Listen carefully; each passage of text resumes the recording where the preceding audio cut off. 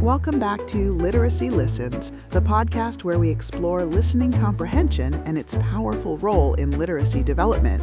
I'm Amber, joined once again by Brian. Hey Amber, always happy to be here. Before we dive in, a quick reminder, the voices you're hearing are AI generated, and the script was created with support from AI tools.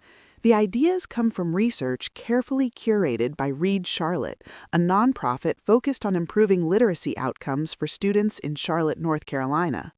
Today, we're unpacking a concept that quietly shapes every other comprehension skill: knowledge building. I like to think of knowledge as giving students a map before they begin their journey. The more landmarks they recognize, the easier it is to find their way through new ideas. One important thing to name up front is that the relationship between knowledge and listening comprehension works both ways. Students need knowledge in order to comprehend, and listening comprehension is also one of the primary ways students build knowledge. Exactly. Without that map, every new text feels unfamiliar. Knowledge gives students context for what they hear and read. It's what makes meaning possible. So the big idea today is this. Comprehension isn't just about word reading, vocabulary, or answering questions. It's about making sense of language, and that depends on what we already know. In Dr. Young-Suk Grace Kim's direct and indirect effects model of reading, the DEAR model, knowledge feeds comprehension. Students draw on what they know about the world to make inferences, connect ideas, and fill in gaps as they listen and read. Work from the Reading for Understanding initiative reinforces this. Across large-scale studies, researchers found that knowledge makes unique contributions to comprehension beyond word reading and vocabulary. When we talk about knowledge, we're not talking about a single thing. There are multiple overlapping forms of knowledge that support comprehension. One is background or world knowledge, what students know about the world around them. Another is disciplinary knowledge, how information is organized and used within different subjects. For example, scientists test hypotheses and analyze evidence, while historians focus on chronology, cause, and consequence. There's also linguistic and text structure knowledge, understanding how language and genres work. A student who knows that a fable usually ends with a lesson, or that a science text often explains cause and effect, has a clearer path to meaning. We can also think about discourse knowledge, how ideas connect across sentences and paragraphs to form a coherent understanding. This helps listeners follow an argument, track a storyline, or notice when a speaker shifts from describing information to explaining a reason or conclusion. These categories aren't meant to be exhaustive. Cultural knowledge, word knowledge, and other forms of knowledge fit within and interact across these broader groupings. Here's a simple example of discourse knowledge in action within a text.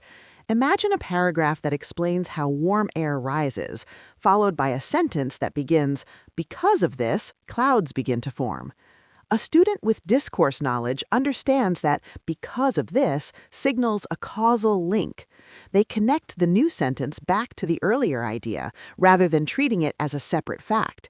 That ability to track how ideas relate across sentences is critical for comprehension. A strong example of this integrated approach comes from the Language and Reading Research Consortium's Let's Know curriculum. Designed for pre-K through third grade, it taught vocabulary, inference, comprehension monitoring, and text structure inside knowledge-rich science and social studies topics. Students weren't just learning isolated skills, they were learning how ideas fit together. That's what researchers Sonia Cabell and Hai-Jin Huang describe as content-rich instruction. When students build knowledge and language simultaneously, they strengthen the skills that drive listening comprehension. Another important strand of research emphasizes activating and building prior knowledge before, during, and after listening and reading. Prior knowledge isn't just an add-on, it actively shapes comprehension. As students connect new information to what they already know, they build stronger mental models. This makes it easier to infer, remember, and apply ideas across texts. So, how can teachers intentionally build knowledge through purposeful listening and talk around connected texts? One key move is staying with a topic long enough for students to go deep. Instead of jumping from unrelated themes, teachers can plan short, coherent sequences.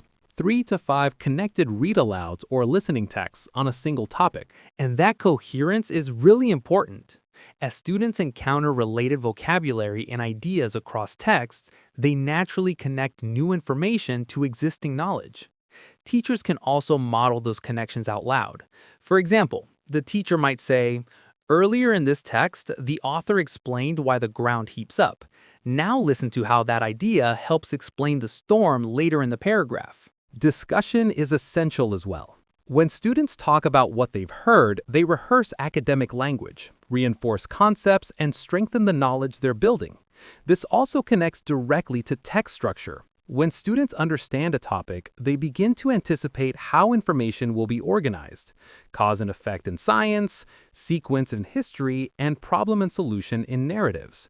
That anticipation helps them organize meaning as they listen. That helps explain why listening comprehension matters early on, even before students are reading independently. Here's your challenge this week. Choose a single theme and build a short knowledge sequence, 3 to 5 connected texts, to read aloud or have students listen to. Tell students how the texts fit together, revisit key vocabulary, and invite them to explain what new ideas they've added to their map. It's a small shift with a big impact. When students know more, they understand more.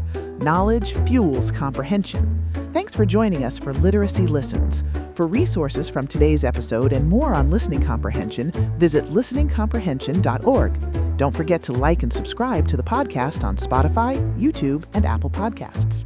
See you next time.